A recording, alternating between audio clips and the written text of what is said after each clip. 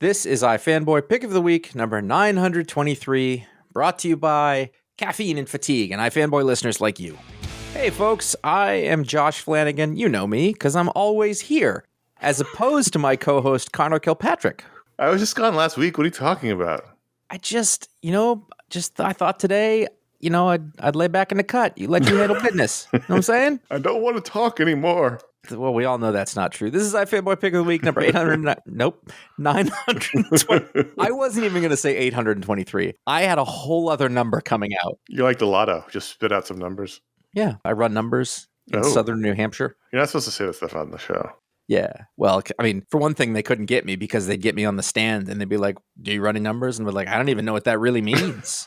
I thought I did. I wouldn't know how to do that. I somehow lost money doing it. You know those magnets with numbers? I drive those around in my car. That's what I thought we were talking about. We read comics every week. We read a bunch of them. The person who has been charged with the sacred duty to make the pick of the week. It's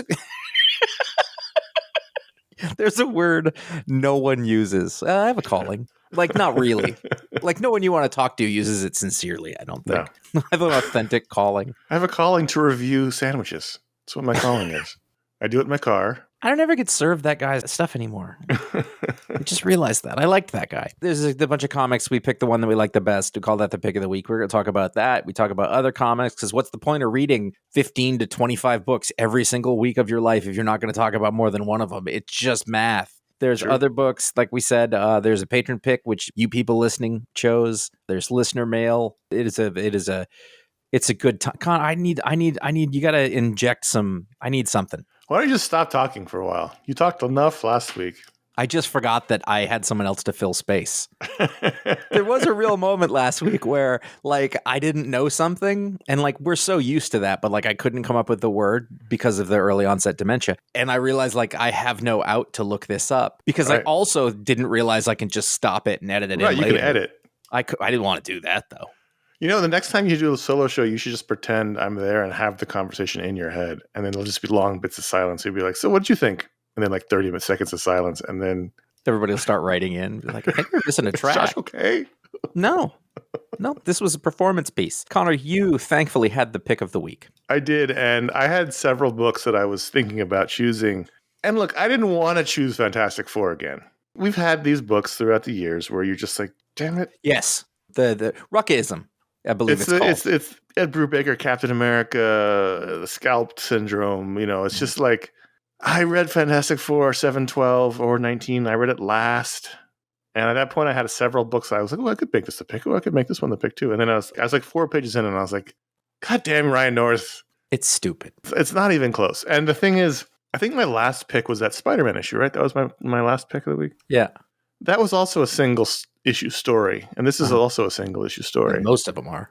And it's a skill that's sort of been lost in time because it's just not done that much. And when other people do it, sometimes it's not as satisfying, but he does these entirely satisfying single issue stories. I was halfway through this book when I had to remind myself that it was a single issue story because my brain is so used to thinking of them as arcs now that I was like, no, this is just going to end in 10 pages.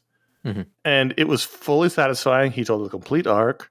And not only that, he had to build a new world and make you understand its rules and still tell a satisfying story. And that was incredible. And Carlos Gomez is a terrific artist. I've said this before, but it keeps going on. Like, if you are a professional comic book writer or any kind of writer, and you are watching this guy burn through stories yes, at a clip of one of them, I mean, like, think about it, like, from just an economy standpoint, if you have to think of stories all the time and you can make one last 4, 5, 6 issues, that's just good planning, you know, if this is your career. And this dude is bursting with ideas. And the Talks Club was probably, I don't know, it was a year and a half or 2 years ago now. And I'd asked him about that because even then I thought it had been a lot and I had no idea it was going to go on. But I was like, you ever worry about burning through stuff? He's like, no, that's what I do. And the thing that he did, I don't know how you tread the line of being really confident, but in no way arrogant, which is a skill all in its own. But it was just like, no, this is my job. This is what I have to do, which is what people who are good at their jobs do. Right. But, you know, writers sometimes somewhat precious. It's amazing. Plus, you wonder, like, does he ever want to hang out in the, like, I mean, obviously, I know what you mean. I'm like an LA noir noir guy. Like I love these movies, I love these books, and so I was like, oh man, I would love this to have been like a 3-issue arc because I just loved the world. But the economy of it didn't need to be any more. And I don't even remember what happened at the end of the last issue. I don't believe this was something that was teased. I think we just sort of dropped in media res where the first page is black and white. A door opens, a slinky blonde enters in a red dress. And by the way, red and blue are the only colors in this story. And it's Alicia Masters' investigations, and she's the quintessential LA Noir private investigator narrating her case that's brought by the beautiful femme fatale, how they almost always start. And you learn all this right away. You learn who everyone is, their relationships, what's happened. Reed Richards is missing. We get to travel through this world and meet all the players. Ben Grimm is Alicia's assistant and husband, and he's regular human-shaped or sized or whatever those words are. And then Namor is the cop who helps her out. Mackenzie was his name when he had amnesia way back in the 60s, and he's Officer Mackenzie. Johnny Storm still has the mustache, even in this black and white noir world. He's the hot-headed younger brother. That's the only consistent thing through this. Like, you'd think that some part of him would be like, all right, enough with the silly mustache, but I've just been... Because whenever you change a character drastically, and his personality has changed along with the mustache. He's a mustache guy version. He's not Johnny Storm from before.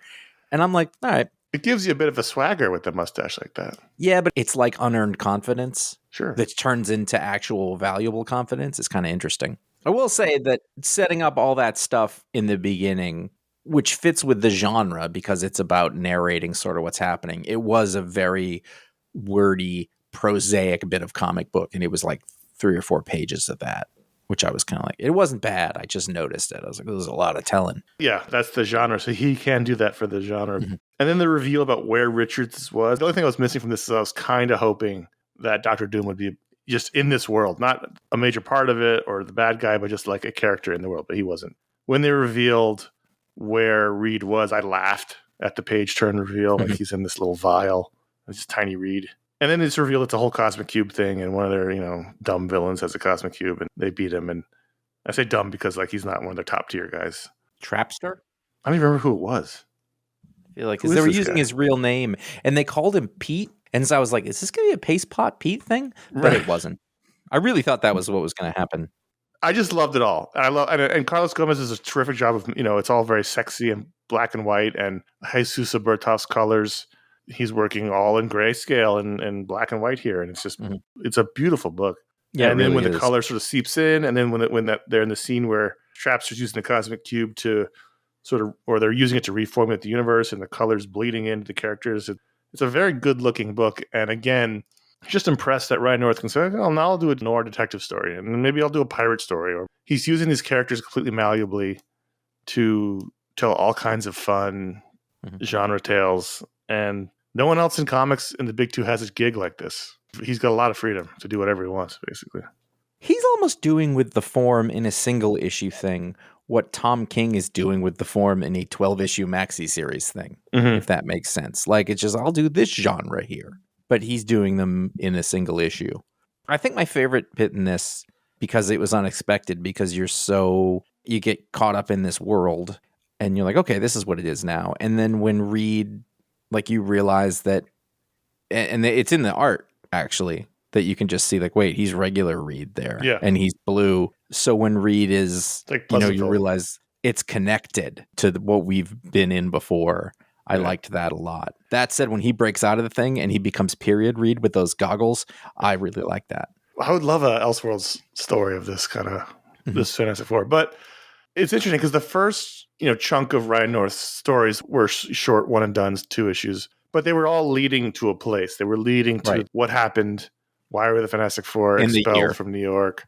Oh, now we know. Now we got to wait for the kids to come back. Like, it was like acts. Act 1 was, why are they expelled? Why are they living in the country? Act 2 was, okay, we know. Now we're waiting for the resolution of the Baxter Building and all those people returning to their proper time. We're in Act 3 now, and I don't know. Not Act 3. We're just in another act, and I don't know if he's building to something else because we haven't really dealt with that, or if it's just telling stories and we're going to eventually. I'm just trained to think we're going to be going somewhere. Maybe we're not, but it's just interesting. It's the most interesting book on the stands from the big two. Yeah, I'll give you that. To me, it's like the most impressive. I don't know, like everybody does things the same way for the most part. They think of their epic overarching story, and then they're in 5-6 issue chunks, and it can go on. And this dude's like, I'm going to do 400 different little stories. Mm-hmm. And they're all so different from one another. I think the best issue was the Trapped in Space in that time. Yeah, that was a really good one. I think that was probably the most like straight up Twilight Zone, Star Trek kind of straight up sci-fi story, and then to tie that back in the way that it was going. I loved that. This issue wasn't my favorite. It's really good, and I really liked it. I probably wouldn't have made a pick of the week. I wouldn't have. But when I read it, I was like, oh, Connor's going to eat this up with a spoon and an old-fashioned. Credit to Alex Ross as well. The cover's terrific. Looks like an old pulp novel. And the next issue cover, Ben Grimm in a apron with a name tag and a price checker, looking beaten. I'm excited. I think it's worth noting because you had said, like, we're talking about this book again. There have been eras. There have been, sort of creative runs, in our time doing this show for 1,000 years, when there's a special book. Mm-hmm. And we're watching a special run. Oddly enough, Dan Slott doing this before that was also a special run in a completely different way. Era. But we lived in a Fantastic Four wasteland forever. Yeah. I mean, most of my life, people couldn't figure it out, just like Superman. So, yeah, I mean, it really is a thing. And if you're Connor and I, and you have to make a pick every time, and there's a thing like, it's this again. I don't want to talk about it again, but, there's usually a clear line where you just go, that's the best one. That is the calling nature of the pick, is that you have to be true to the pick no matter what the book is, even if it's a book that's been picked many times before. Right. Yeah. It just is. Almost Action Comics 1064 from Josh Williamson, Rafa Sandoval, Alejandro Sanchez, and Dave Sharp. Despite the fact that there were several reasons why it shouldn't be, and also because I picked the first Action Comics from Jason Aaron, I didn't want to make it a pattern of picking the first arc, because I guess Action's going to be all about this anthology of creative teams. I really enjoyed this a lot. I did not like that they brought the family back. I mean, I don't like Lobo. I don't like 100 Lobos. And the opening scene was a little too cute by half, with Lois acting like she just moved to Metropolis from Ohio, and being really kind of annoying.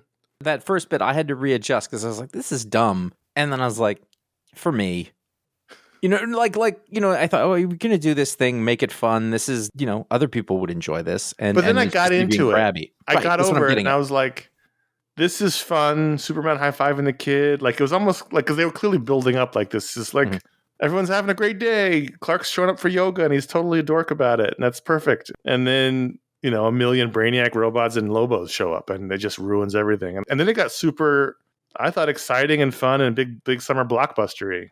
And I think that interesting things happen with Lex. Brainiac has become this character in Superman where when he shows up, it's a bad situation. Yeah. The reveal that Lex was not responsible for the Lex hologram, that it was Brainiac the entire time, was interesting. This is going through all the books. Like, it continues in the Superman issue next time, which Josh Williamson is the writer of. So this is sort of like a Superman mini event.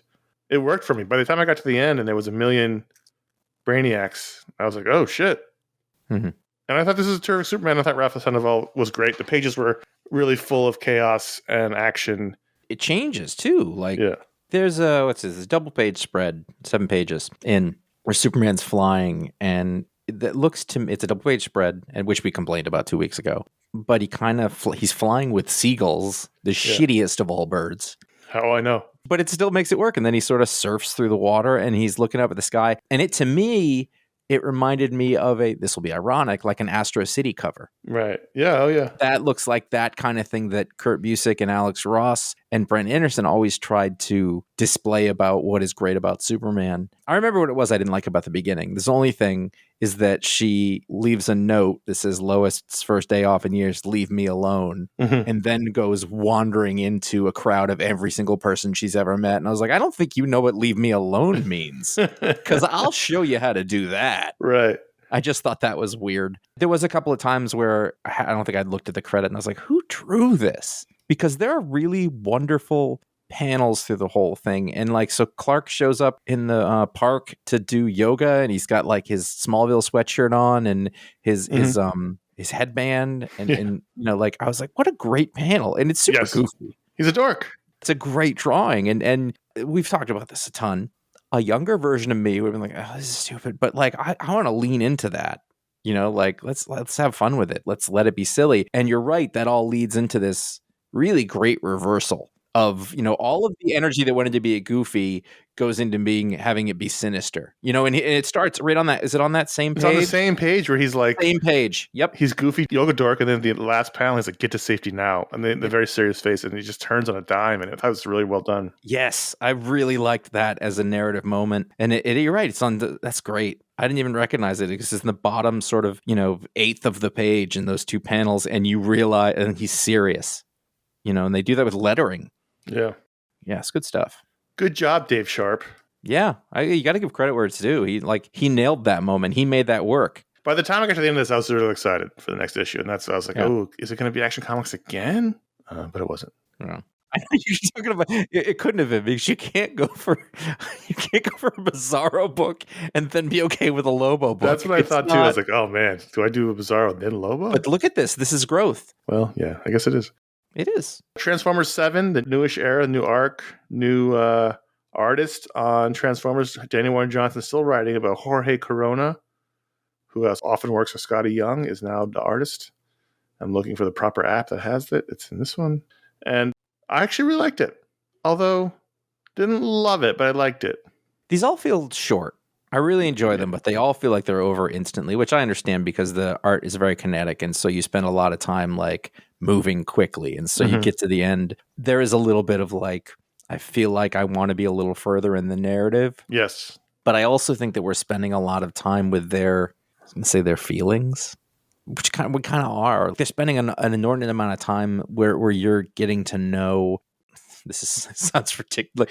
How the Autobots are good and empathetic, and then the Decepticons are awful. This is the one with the Starscream and Soundwave. Yeah. This is the fight for control and supremacy of the Decepticons between Starscream and Soundwave, and the brutal sort of prison beatdown of Starscream, and it all goes back to last issue which we talked about, where Starscream kicked Ravage across the room, and that's like Soundwave's kid. You don't do that. He says my Ravage too, doesn't he? Yeah, he has. Ravage. What's the bird's name? Laserbeak. Laserbeak plucks out Starscream's eye and brings it to Soundwave. I was like, Jesus. Also, a nice touch here was Optimus Prime has Megatron's arm with the gun on it, and so when he's in truck form, which I'm not even going to think about how that works.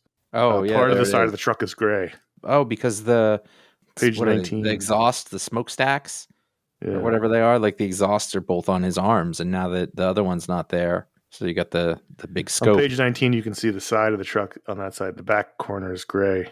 I love it. I love that they were like, don't try to square the size physics. Right. Honestly, when I was a kid, it used to drive me insane. Not like angry, but I was trying to wrap my head around it. And I think in retrospect, it is so brilliant that they just were like, we're not dealing with that. It's the best way to do it. It's like time travel. If you try to explain time travel, the movie breaks. But also, if they don't do that, then nothing works. Because the toys made that impossible. But they stuck to the form, which was the right thing, because it was the form of the toys that you were in love with first and foremost. Okay, correct. So there was worry that when Daniel Warren Johnson left the art duties of this book, that it would suffer. And it's not the same. My first instinct when I was reading it, though, I was like, this looks really good, and it is certainly of a piece. So sometimes they choose a completely different direction to go, and sometimes they choose, a similar track. And obviously, they're doing the latter here. And it lends a very organic feel to these characters because they're robots and they're angular. And by doing the way that they're doing here, it's not unlike how they did the Lego in the Lego movies. Like they moved, they could emote, they can change, they keep everything stiff. They did in certain ways, but they could still do everything they needed to. However, I found several instances during this where I thought that there was unclear moments in the storytelling. I'm looking for instances of it. There was one for me. Yeah, there was a couple of them, and there was something in the fight where I was like, I cannot tell. Page 10, where Soundwave, what I finally figured out, backhands Starscream, but it took me a while to figure out what I was looking at. Yeah. It's a different thing. It doesn't have that manic, crazy dynamism that Daniel Warren Johnson can bring. It doesn't have the intense wrestling choreographed fights, but I like Corn a lot. He's great. I mean, he's doing a very difficult job. I did notice them making the effort to put in as much of the onomatopoeia sound effects on the board as possible with those. Like, he's not drawing these. Yeah. This is lettering that's coming from that. Yeah. And that's fine. If you think about the job that an artist on this book has to do, is to draw these robots, it's a lot, incredibly detailed, and then make them alive and be really dynamic in the action. It might take them a little bit to catch up. I'm not gonna write it off, but there were definitely some storytelling problems. But I think it's probably a lot to get your head around. So I'll watch that. I'll see. But it's one of those things that comic book storytelling, you don't know when it's working. You only know when it's not working, and even then you might not be sure. Right. And Daniel Warren Johnson, like, I can't remember having that complaint. This is just like that one more thing. Yes, it's a good story and it looks amazing and it's exciting, but also you have no problem reading it. That's that sort of final thing that makes something great. It is interesting that we are so not that far along in any of these Energon stories, really. Yeah. But it feels like we've been reading them forever. Yes. And then they're just teasing out Megatron. It's got to be a big moment for his return because he's just... This is the opposite of Ryan North. This is you have like 4 series that are just like dripping it out. Not yet. It does. It feels like we're still in some version of the cold open. Yeah. Like there's like 4 different cold... They really haven't left those ships that crashed. The ships crashed. They didn't really go far from them to fight. And they fought for 6 issues and then they're still in those ships. Dark Spaces Dungeon number 5, the final issue of the Scott Snyder, Hayden Sherman miniseries. What did you think? This will be one of your... I'll give an extra spoiler warning because I don't think there's a way to talk about this. Yeah, you got to spoil it. So, skip it if you're looking to read it. They teased in the last issue, they dropped a clue that what was the clue? Villain... I forget what it was, but it was in the hospital, right? The tech giant guy said something, we're real good at this. And either they had referred to the villain doing that or it was very obvious. And I thought, that's the kind of... And I kind of wrote it off and forgot about it. And then, so in this one, the victim kid guy shows up at the house and he's just bummed. He's not doing well. And he, then finally he looks up and he's like, it was you. And I thought that was really well done. The approach to that moment. Yeah. Because you thought, that guy, I'd kind of forgotten about the other thing. I was like, I guess that's not what they're doing, and he's just beaten up and he's having a hard time. And that makes sense, like worked for the character. That's the end. So this issue is they rescue the son from the dungeon. They kill the bad guy in the mask who's been keeping everybody in the dungeons. There's never a moment where the mask is pulled off and you see who it is. Not that you would know who he is, but still. Yeah. I thought that was interesting because he gets shot. He falls down. You see him face down in the back of his head. He was shot by the tech guy, but you never see the mask come off. I thought that was really interesting sort of commentary. And it's not till page 18 on my reader where it's 2 months later where what you're talking about happens, where the cop shows up at the guy's house. I guess that's what stuck with me. Yeah, he's like not feeling better. Things are not going well for him. Can't get over it. There's other dungeons out there. We find out he's really upset because he's figured out that the tech guy is the real. And he has to build up to the moment where he can say a Dungeon thing. Master? Yeah, I mean, that's what it is, basically. This is all a D&D story. What the fuck is this guy's name?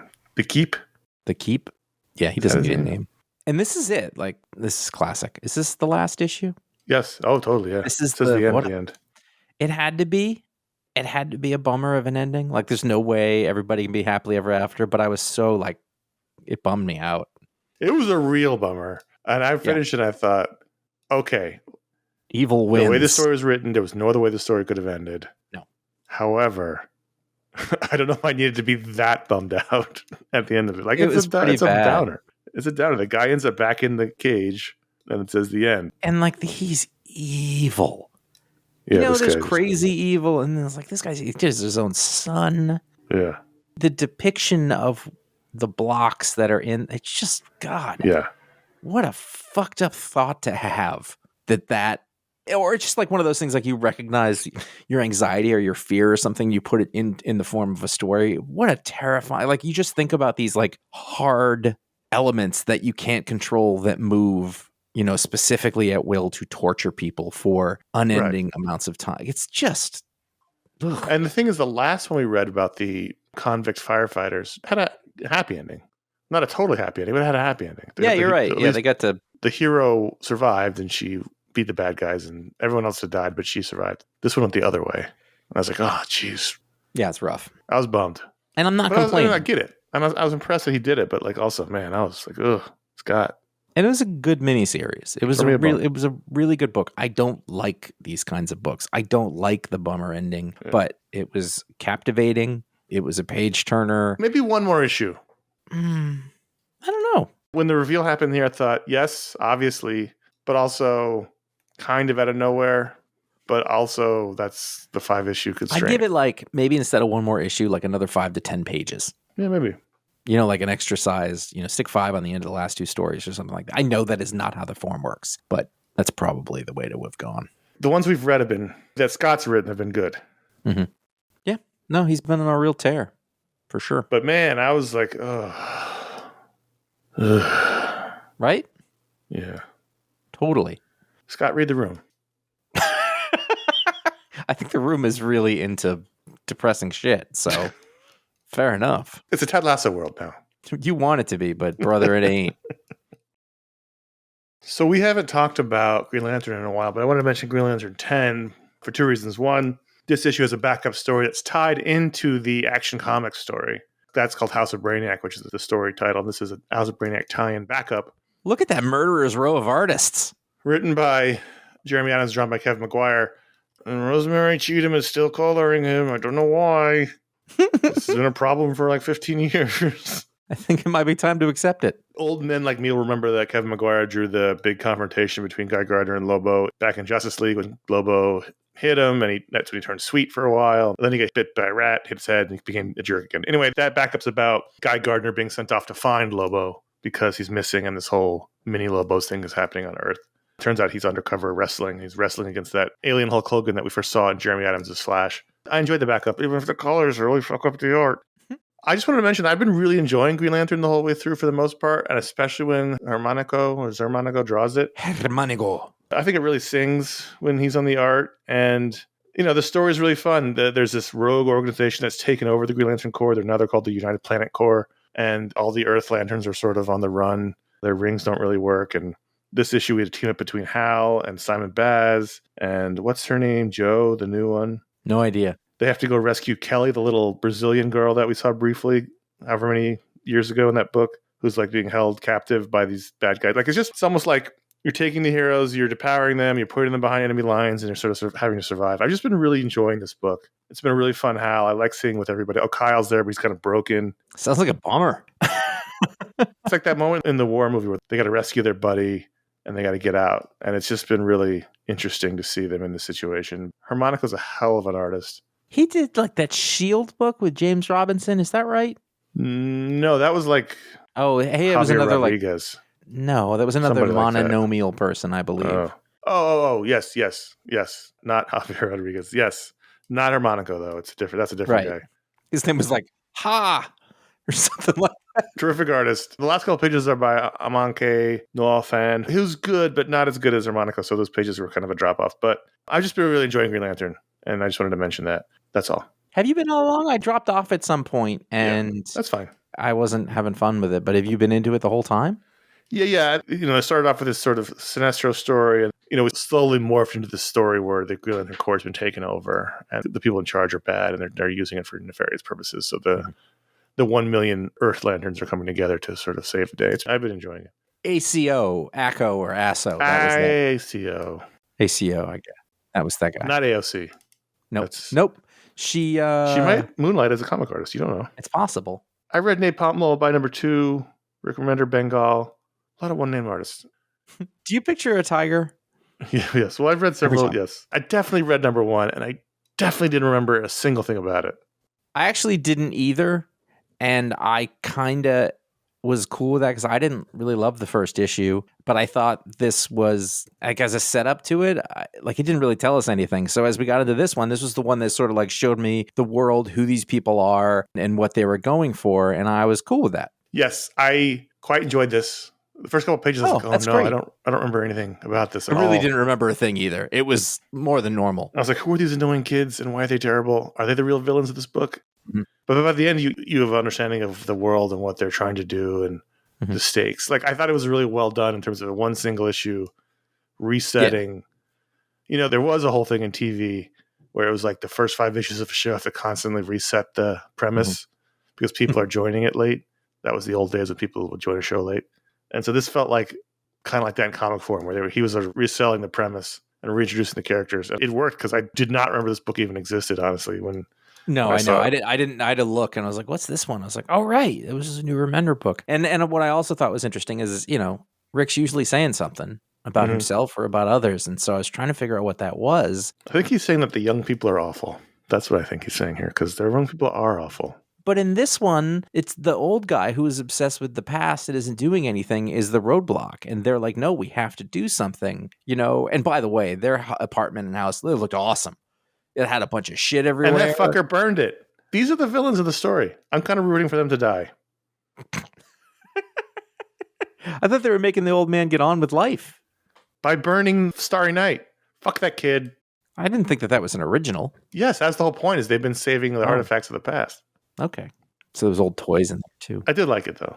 Yeah. I did. Yeah. I've always liked Bengal. Bengal's worked a lot with Remender, and I didn't read it, but there's a preview in the back for Remender's next series, Grommets, which he's writing with Brian Posehn because he's Hollywood Rick Remender now. You know what Groms are? A skateboard thing. Groms are basically what, at least at one point, they would call like kids who are involved in action sports. So if you see like a little kid on a mountain bike, there's a Grom or like a ski, that's what that Anyway, is. It takes place in the 80s. I love Deadly Class. I'm really excited for that. I didn't read the preview. I just saw like 2 pages of it. And I said, ooh, and I stopped reading. Factoid. I picked up News Radio. I've been trying to finish it because I hadn't gotten there, and I'm putting it off the closer we get to the end of that one character. And there was a press conference, and in the audience was Brian Posehn, who asked one question like way back, and then for some reason Ron Jeremy, who had no lines. Another book that was almost pick of the week, and I just was like, I can't, was Amazing Spider-Man 941 or 47. Zeb Wells, Todd Nowak on guest art duties. We talked about this last time.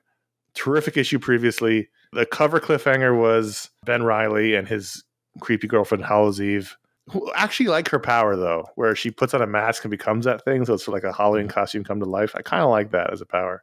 It's a good patron power. Again, look at what's happening.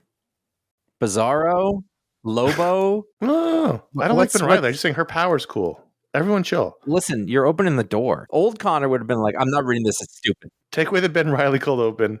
I loved Peter's awkward date with the nurse from the previous issue. Good stuff. I loved when Pete had to run out on a date, classic Spider-Man, to go save Betty Brant. And he becomes who he can occasionally unleash is fucking terrifying Spider-Man.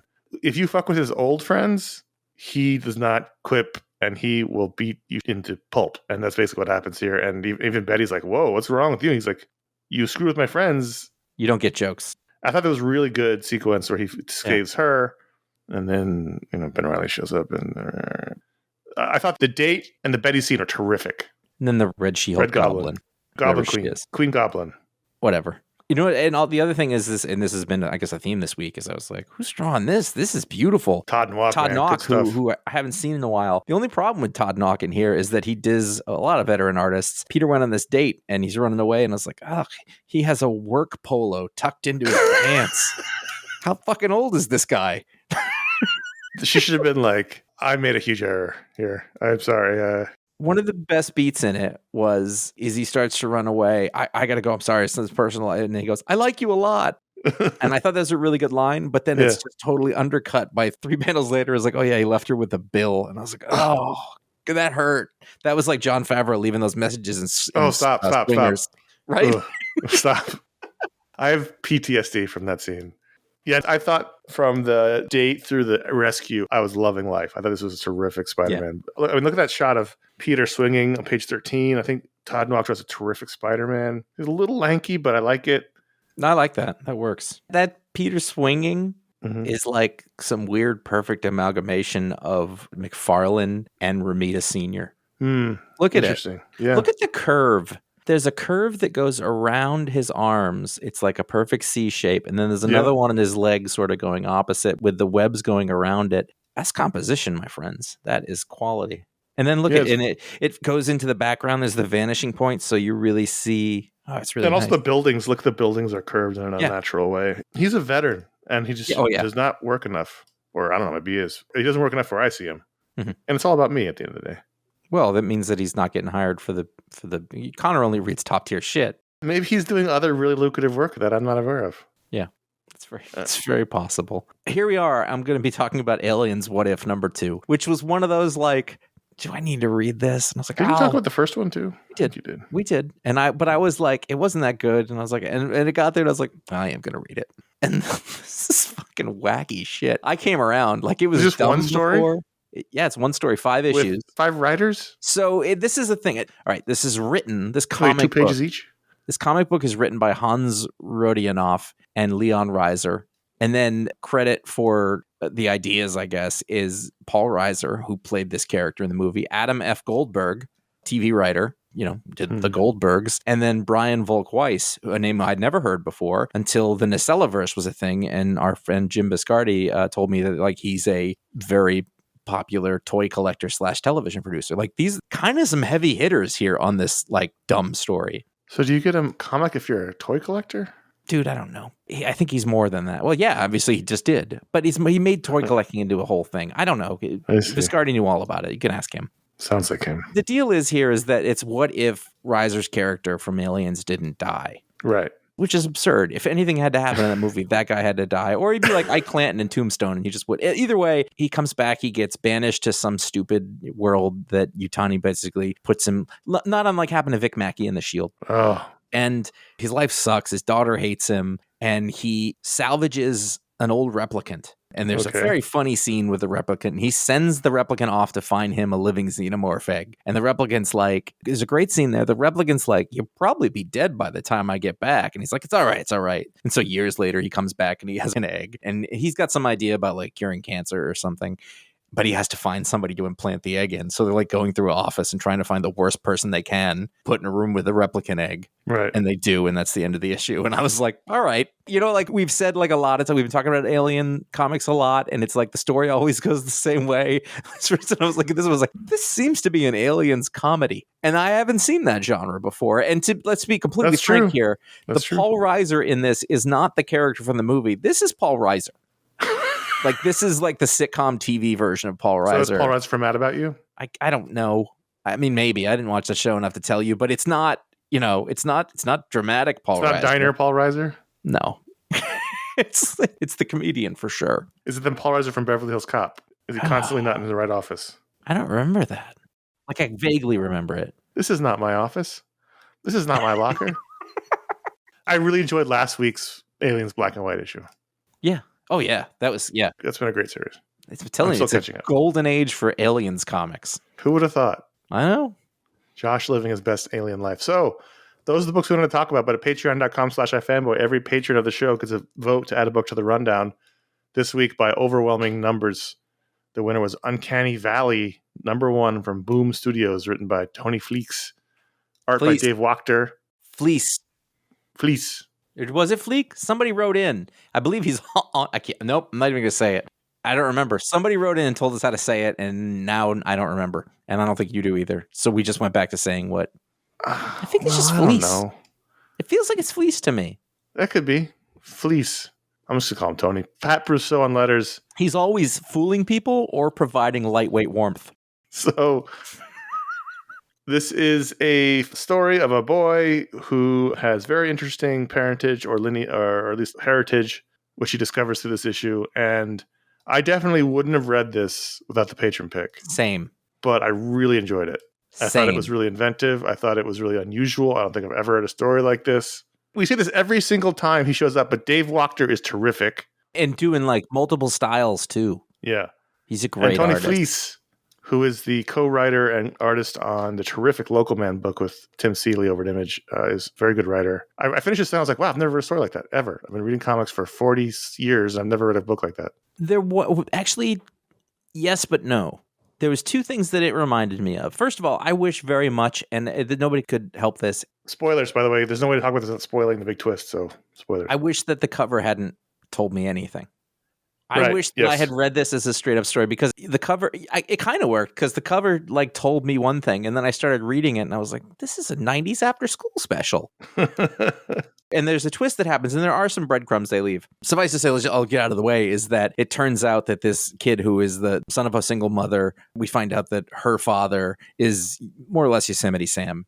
And so you said there's nothing like this. And I was like, well, there's a lot of Roger Rabbit in this. which is sort of the first thing I ever saw that yeah. did that. But that's just like the cartoon Yeah. stuff mixing with the real world, which is just an awesome concept. This is the fallout of Cool World or Roger Rabbit of humans banging cartoons. This is the fallout. Do you remember that Garth Ennis story? No. The Wacky Races book? Oh, and in it, yes. the president and everybody just started turning into cartoons because of some dimensional rift or something like that. And like wacky cartoon shit started happening to regular people. And it was a better version of that because it started with real human people. That whole thing was a farce. But this one started off with, what was really sort of well-written and produced family drama. Right. So the kid is new in town and his two friends cut class. Beautifully drawn. Look at the painted colors on the trees. I love Dave Wachter. So they're cutting class and he's the new kid. They're making him come along. He doesn't want to do it. They go to a bridge and they're going to jump off and he's going to jump off. And the whole, like, you actually did the whole jump off the bridge thing? Like, that was really funny with the mom. Yes, it was. She was more concerned with him being a cliche than anything else. They jump off the bridge and the two kids break their legs and he falls into the earth and makes a human-shaped hole like in a cartoon, and a bunch of cartoon bluebirds fly around his head. And that's the first indication that something is off here. I didn't notice the birds, but that should have been a bigger clue than it was for me. I was like, what are those, soft leaves? I was like, that's a weird way to draw that. Into soft mud? I just thought, I was like, that was depicted oddly, and I just didn't put it together. And then there was another thing that happened where he was watching TV and a bird flew out of it and again left a bird-shaped hole in the thing, which is a classic Conor joke, by the way, is leaving a whoever-shaped hole in the wall. Yeah. I love that joke. There's some other clue that happens slightly before that I sort of started to get it. And I thought it was going to be because we don't know who his dad is. I thought, we're going to find out his dad was a cartoon. But then they sort of twisted it and they turned out that the mom, is written. We don't know who the dad is because that could still be a thing, obviously. The mom, I thought, was a terrifically written and conceived character. She seemed very real. She was drawn very real. She was a real human body. Mm-hmm.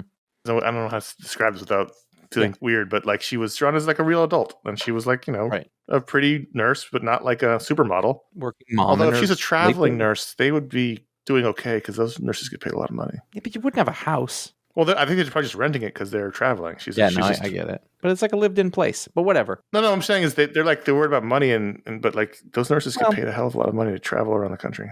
Single moms, hard to be. I thought that the reveal with the crows was really cool. Yeah. Because you see them and then you see them from the back and they just look like crows and it's like, oh, that's creepy. And then the next time you see them, you start to see their faces and they're like, you don't quite recognize that they're cartoony, but the lines around them are different than the lines around everything else. And the color they could be cartoony, but also they could just be comic booky. It's hard to tell until the reveal. But if you look at they are stark black and everything else is shaded and, they are like the bold primary colors. And then as the more we see them every page, like the faces are clearly drawn as cartoons. And then the entrance of the Yosemite Sam is a big panel that just says "boom" with red and yellow, like a cartoon when something gets hit. And he's got the blunderbuss. God, I forgot about blunderbusses. Every cartoon character had a blunderbuss. He's like the Terminator line, "Come with me if you want to live," basically. And then he's just like, "Oliver, this is your grandpa." He's like, "My what? Hey, partner." And it was just like, at that point, became comedic, but also really, action and packed and sad. Like scary. I mean, the crows take his blunderbuss. He goes, "Why are you?" And runs after them. But then, the crows peck the mom to death. I was really legitimately sad about that. That was very sad, and it was a terrible moment, but she's part cartoon. I think she's going to be back. Yeah, probably. But then, so in all that, like we come and he back. leaves a human-shaped hole in the wall, and that's all I ever want to do in my life. Right, but before, first he gets the fast legs. He gets the fast legs. I know. I was like, when I realized what I was looking at, I was like, all right, that I've never seen before. Like I've seen a cartoon do it, but I've never seen a realistic, quote unquote, human do it. And then he leaves. He's got the double, the two for here, is that he does the cartoon tornado legs. Then he leaves dust cloud that is shaped like him. Then he leaves a hole in the house that is shaped like him. And I was like, so that's 3. But this is all happening within like a serious, tense situation. It's scary. Yeah. And the sort of difference between drawing the cartoon, to be honest, the worst thing he did in here is the Yosemite Sam cartoon. He's almost too simple. But I think they're also like, hey, let's not get sued. So they just got to keep Well, it. he's a prospector as opposed to assuming. I mean, I know, with all the also shapes. kind of a prospector. Yeah. I guess. Whatever. So you've got that, but then He's a like farmer, I guess. what an amazingly well-drawn car. And what a cool way to draw a character who is more or less realistic, photorealistic with tornado legs.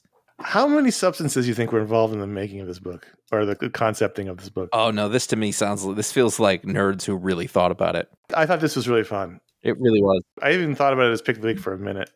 I just was really happy. I'm really happy they picked it. We always like to complain when the patrons pick a book we hate because they know we're going to hate it and they pick it anyway. But every once in a while, they pick a book that we really like that we wouldn't have seen otherwise. This is one of those books that I really liked. I was looking forward to more of it. Even you said to me earlier today, you're like, it's this book. I didn't know what it was. I actually think I looked on I think I looked at the cover, didn't read anything about it, and I saw it was Tony Fleece, and I'm going to admit that. I went, whatever. That's just like, to me, like that's a name. He's a workaday guy. He does some comics every once in a while. Nothing's ever stood out to me, whatever. And, you got to pick your battles. And I just moved along. I didn't read it. And so I went into it like, okay, don't forget to read it. I'll just, and I was reading, I was like, this is great. And it was such a nice surprise. Yeah. Yeah. Really I love that. It was enjoyable. So thank you. So let's do ratings on Uncanny Valley #1 ratings out of 5. I'm going to do 4.25. Wow, you and I are in sync lately. This has been happening a lot. I was going to say that exactly. And yeah, I was bummed when it was over. I was like, no, not now. I'm going to do it next. So we'll be sticking with Uncanny Valley. Thanks, patrons. Patreon.com/iFanboy. Every patron gets to vote, but if you give it the $5 or higher level, you get a superpower live on the show like Alan Alvarez. Good name. You know how Emma Frost can turn into a diamond person? Yes. Alan can turn into a prism person. You said diamond, and in my head I went pudding, and you almost started to say it, but go on. Pudding? A pudding person. Pudding person? Yeah, like somebody goes to punch you, and it's like... Plus, everyone's always licking you. Yeah. But ultimately, like, you think pudding's going to be really good, but instead it's disappointing. It's tapioca. Yeah. So prism, he's a human prism. Light goes through him, refracts into rainbows, and he's a prism person. Is that something he can direct? Can he adjust the prism's directions of light and such? Yeah, I mean, if he tries really hard, concentrates, he could probably direct a benign rainbow. So there's no like burning ants and there's laser no focus? offensive power here. He just, okay. Light hits him and it's a party. It sounds nice. Yeah. Our front door gets hit by the sun, and we have one of those little decorative windows at the top of it, and it creates a little rainbow every day on the front sort of walkway. That's beautiful. See, just sometimes bring a little beauty to people's lives, Alan. That's fine. That's good. Alan Alvarez, you're the human prism. Patreon.com/iFanboy. Thanks for being a patron, Alan. We appreciate it. And he supports the show directly from Patreon.com/iFanboy. That's where people who feel like the shows we're supporting go and help us directly there. Plus, there's iFanboy.threadless.com, which is our t-shirt store. iFanboy.com/supports, our PayPal link for all you new billionaires out there. iFanboy.com/Amazon's our Booksplode books and our general shopping link. And bookshop.org is our partner for local bookshop fulfillment from our Booksplode shows. So yeah, Booksplode, see? Supporting the show in any way you can. We are long, I think. We'll do one email. We've been good about not skipping emails no matter how long we are. So we'll do one email. We were shamed last year, so we're going to keep it up. Peter S. from Cape Coral, Florida. I've been thinking about this question for about 72 hours upon reading Chris Claremont and Dave Crockrom's Uncanny X-Men 104 and learning that Magneto was, spoiler, once turned into a 6-month-old baby. This got me thinking, which comic runs rank highest on your personal gosh scales? We haven't used the word gosh in a while, I don't think. So new listeners might not even know what that means. Good old superheroes. Sort of like classic runs rank. Classic superhero feel. That's fun, delightful, swashbuckly. I'll tell you what I think. When I think of goshy comics, for some reason my brain goes immediately to Byrne's West Coast Avengers. I don't know why. That's a good answer. But that seems to be the sweet spot of that sort of late 80s, early 90s Marvel-y team stuff. So it's interesting you said that, because when he said it, I was thinking of like a modern interpretation of gosh, like when somebody brings back good old superheroes in a time when that's not sort of the thing to do. And so by you saying like that's OG gosh, that's right. that's where the love of it comes from. Well, he's asking for which runs that rank highest. I think he's just talking about all time. Because he's looking at Uncanny X-Men 104. Yeah, no, that makes total sense. I feel like I'm blank. So, but anyways, my first answer was going to be like a modern interpretation of that would have probably been like that Dan Slott Fantastic Four run. I think that was like that was good G.O.S.H comics. Full on G.O.S.H, like just leaning into the superhero thing. Well, I think the question is, if you're explaining G.O.S.H to someone who's never heard the show before, God bless him, what comic would you point to as an example of what we're talking about? That's the question, I think. I think of one of my first trade paperbacks that I ever bought, which was The Greatest Joker Stories Ever Told. Oh. And the first time I came across those 60s and 70s Neil Adams books, and I picture an uncaped Batman in a tank with the shark. With his hairy chest and... Yeah, maybe. But like in the Joker fish. Yeah. Like all that stuff. Like I think of that. It's dramatic. You know what I mean? It's overwrought. It's not necessarily silly, but it is silly. Like it wasn't trying to be cool. I mean, It was, but not like comics are too good for me. They're leaning into comics, which is, not being afraid of the art think form. it's really, you sort of nailed it. It's about that era where it wasn't about being cool and dark and gritty. It was like... It was about being cool. It was but soap opera comics. It was big old adventure stories. Romance happens, drama. That's why I think of team books, because those are perfect for interpersonal drama, interpersonal romance. Ultron shows up. Tiger's pissed at Hawkeye. She-Hulk makes an appearance. Like it's all like... Oh, it's that kind of feel to me is what I think of with G.O.S.H. This is sort of related, but a number of years ago I read, and it's very difficult for me to remember specific stories from when I was a little kid. So a lot of it really is like a feeling. You know what I mean? But not too many years ago, it's probably like 8 years ago at this point, I don't know. I read, there was a Hawkeye miniseries from that era, and I'm going to try to look up who did it. But it was wacky as shit. Like it had everything, and I think he was hunted by John Walker in it. Oh, okay. So like there was, everything was... It's almost like pornography, like, when you see it, right? It's a feeling you get when you read it. And it's, again, of course, obviously it's stuff from our childhood, but that's sort of the thing of it. It's like post-Roy Thomas, pre-Marvel Knights is sort of that G.O.S.H era for me. Yeah. Even Captain America, his whole Mark Gruenwald run with Diamondback. And oh, I love that. That was all very G.O.S.H-y. It felt like a big old soap opera. This isn't the same one, but it's a Hawkeye miniseries. Maybe that, you know what? I might be conflating. I think there was a U.S. Agent miniseries that I read that was that too. That was actually a really good one. But there is a 1983 series, Hawkeye 4-issue miniseries, written and drawn by Mark Gruenwald. I think Gruenwald's an excellent example of somebody who did modern comics, but in an era where modern comics were a different thing than they are. Right. Yeah, like full on leaning into the superhero comics. These are for kids. They should be...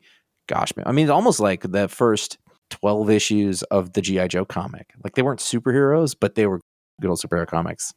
80s and 90s. These things are being read by adults, but they're supposed to be for kids. So we're making them really fun, but they're kind of silly, but also dramatic. And I mean, it's the same tone as a soap opera, which I loved as a kid and as a young adult. So it's like that kind of thing. It's where, a major twist would happen. Oh my God, Hawkeye's still alive? And then come back in 30 days to find out more. Listen to this. Enthralled by his relationship, Clint opens up to his new girlfriend, Sheila Danning, about his superhero origin. The date ends abruptly when Hawkeye investigates a break-in at Cross Technologies, and the intruder's none other than Mockingbird. Fantastic, right? You're hooked. You want to read that story right now. That's what I mean. It's the twist. It's like you can imagine that being the last page reveal, that it's the Mockingbird, and now his ex has showed up. Like that's what it is. And you look at her outfit on the cover, and it's not the bikini one; it's the long sleeves one. And they both have pirate boots on, and they're flapping in the breeze. What's the name of the book? Hawkeye 1981. 1981. I mean, sorry, 1983, number one. 1983. September 1st, 1983. By the way, if you look up Hawkeye miniseries, you're going to find a lot of stuff about that Disney show, which was fine, but it ain't Mark Gruenwald. Oh, that's a good cover. It's a fine cover. That's a good cover. A little more effort into the background, because it is a cover, but yes. Yeah, but the thing is, I remember back then seeing covers that were white that let the characters stand forward. I really liked that. I remember a lot of those. What do you want for 60 cents? The Simonson Thors. There you go. Right. Simonson Thor. Right. Do you think that a G.O.S.H superhero, like an original G.O.S.H that's redundant, an original G.O.S.H book has to have been released before 1986? No, I don't think so. We just talked about Death of Superman. Dan Slott. Yeah, but that's like postmodern. Postmodern, gosh. Okay. Yeah. Probably. No. I don't think so. I don't think Dan Slott was doing postmodern, by the way. I think he was doing comics that he loved. When was West Coast Avengers #1? Actually, that's after 86. 84. Yeah, okay. 84. I don't think so. Because it hadn't changed everything right away. Yeah, you're right. I mean, we read Death of Superman. We did that. That was great. Yeah. Oh, man. Look at that cover for West Coast Avengers #1. Avengers Assemble. Who will answer Hawkeye's call to join the new team? That was the most exciting cover a young Connor could find at a comic store. A bunch of heads with question marks in the upper left-hand box. Who's going to join the team? Is Cyclops going to join? Is Namor? Who is that wolf guy? Who is the Shroud? Is that Samson? Greenhead? What's his name? The Hulk. Oh, Doc Samson? Yes, Doc Samson. Okay. Oh, imagine a team that's Doc Samson, Cyclops, the Shroud dude, and the wolf head guy, and Hawkeye. Who's next to Puck? Who's that blonde? Is that Medusa? No, Medusa. Not Medusa. Hair. Is it the other one? Crystal? No, she had the black line around the back of her head. I don't know who that is. Is that Janet Van Dyne in the lower right corner? No, that's Black Widow. She had short hair back then. Oh, right. Can we talk about Rom? Why is Rom on that team? I don't even know who Rom is. Oh man, good stuff. Look at it's great because the at the top is the questioned out heads, and the one next to him is clearly Mockingbird. Right. Well, it was Mockingbird, and it was Wonder Man and Tigra and Iron Man. Right, because that's Iron Man in the middle. Yeah. Those are the 5. Yeah. Good. It was Rhodey, though, remember? Because the whole book was... Right. Yeah, because the whole book was him. This is great, gosh. Thought bubbles are good. The whole time he's like, they don't even know that I'm not Tony Stark. Should I tell them? He's like, it's just insecurity wrapped in power. Good stuff. Yes. You know what, Peter? You win. Good question.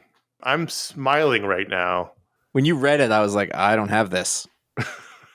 And then it turned into joy. Thanks for writing in, Peter. Contact at ifanboy.com is how he did it. You can write in also for a Mediasplode show, but Mediasplode to the subject line. Thank you. And real quick, we did a Booksplode Homicide graphic novel part 1 show 2 weeks ago. This coming week, we'll have our Dune part 2 review, as well as the second half of the What to Watch Next challenge. That'll be in the Mediasplode coming out this coming week. And then maybe in 3 weeks, we're going to have the Justice League Crisis on Infinite Earths review from the Animation Brain Trust. And then there'll be a Talksplode at some point soon. Yeah, there was a vacation that took place. Right. And there is to be reconnecting post-vacation. What's really funny is there's only 2 more weeks in April. Yeah. So, I don't know. Scheduling is hard. All these shows will eventually come out. Whether they'll come out in the right month, who's to say? We also wanted to thank Chris Albrecht over at Open Water, who had Josh and I on a live webinar this past week discussing how to podcast and the history of iFanboy. It's going to be available on their YouTube eventually. When that happens, we'll link it. We had a good time. Talked for about an hour. It was supposed to be half an hour, but we kept babbling on because that's what we do. Discussed podcasting, the business of podcasting, the iFanboy's history. It was a fun conversation. Chris is an awesome dude we've known for a while. So thanks for having us on.